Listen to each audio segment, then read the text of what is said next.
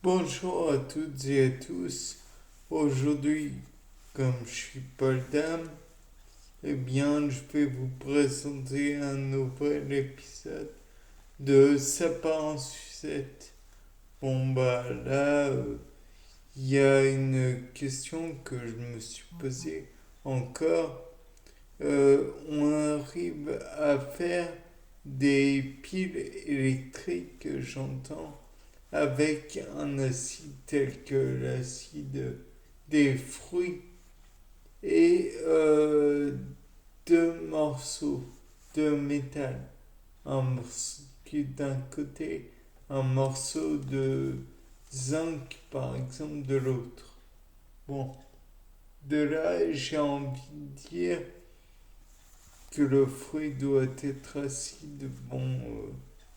Bien sûr, que je me demande si ça marche pas mieux avec un fruit qui n'est pas tout à fait mûr parce qu'il est vraiment très acide. Donc ça pourrait peut-être mieux marcher. Bon, je n'ai pas essayé et voilà. Ensuite, je me suis demandé, parce que je me pose beaucoup de questions, si donc dans une cuve on met de jus d'acérola et donc les lames de métal, cuivre et zinc, si ça allait être plus, plus important en termes de voltage si que une pile où le jus en question serait remplacé par un jus quelconque ou même un jus d'orange ou je ne sais quoi. Comme je vous l'ai dit, je suis bizarre. Et donc la question c'est bien sûr de mesurer l'intensité du courant et la tension. Mais après, je me suis demandé, est-ce qu'on peut faire l'inverse?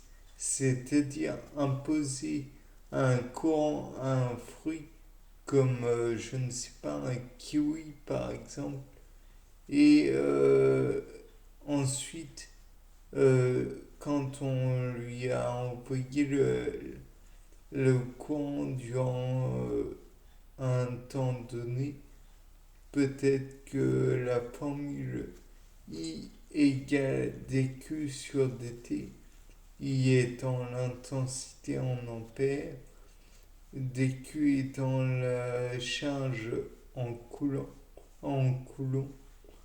et dt étant la dérivée du temps, U égale RI, donc R dQ sur dt, où R est la résistance en ohms. Bon, j'arrête là, vous allez vous endormir. On n'est pas là pour faire de la physique électrique.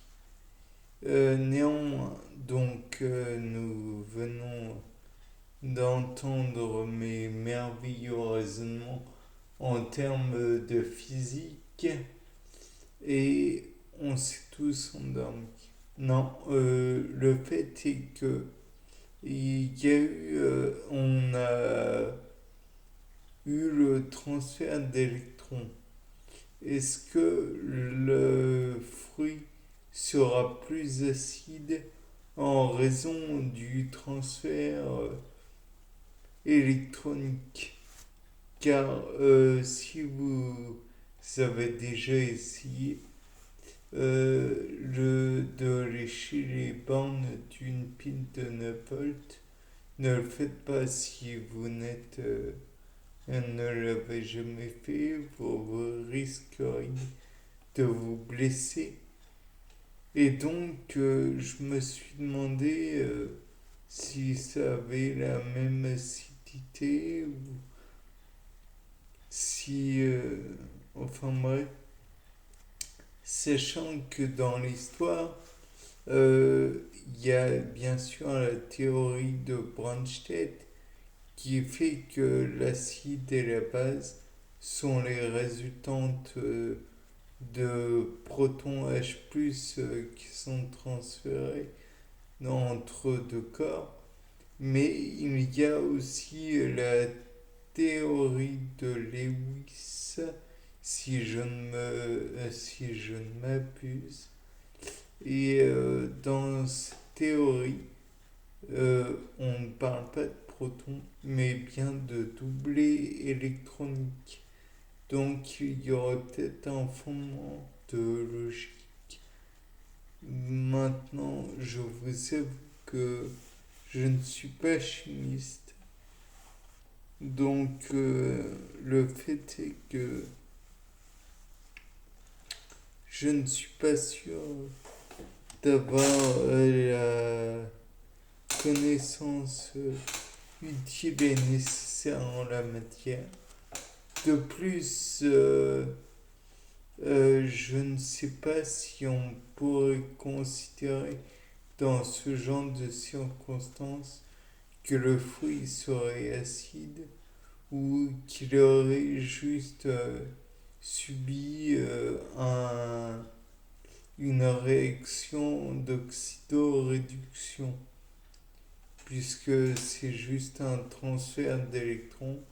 Donc, après avoir de plus, puisqu'on est tout de même des biologistes bizarres pour certains, comme moi, je me disais que on pourrait peut-être favoriser l'acidité.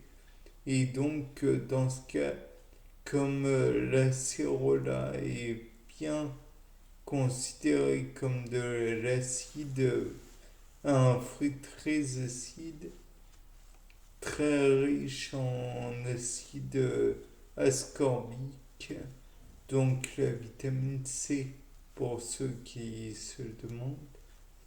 Donc je me suis dit, dans ce cas, pourquoi ne pas mettre, quand le fruit n'est pas encore mûr, la, quand le fruit de l'acérola n'est pas encore mûr, mais que le noyau est bien présent, le mettre dans un kiwi qui lui n'est pas encore tout à fait mûr non plus, afin qu'il se développe dans le fruit, afin que la chair du kiwi puisse éventuellement, euh, comment dire, augmenter en acidité. On ouvre le kiwi, on insère le fruit de l'acérola et puis on remet un genre de ruban adhésif sur la plaie faite dans le fruit, car sinon on va retrouver des petits arthropodes qui ne sont pas les bienvenus dans le fruit, en théorie. Donc voilà, c'était Paul Dam pour vous présenter un nouveau sapin en sucette. Au revoir.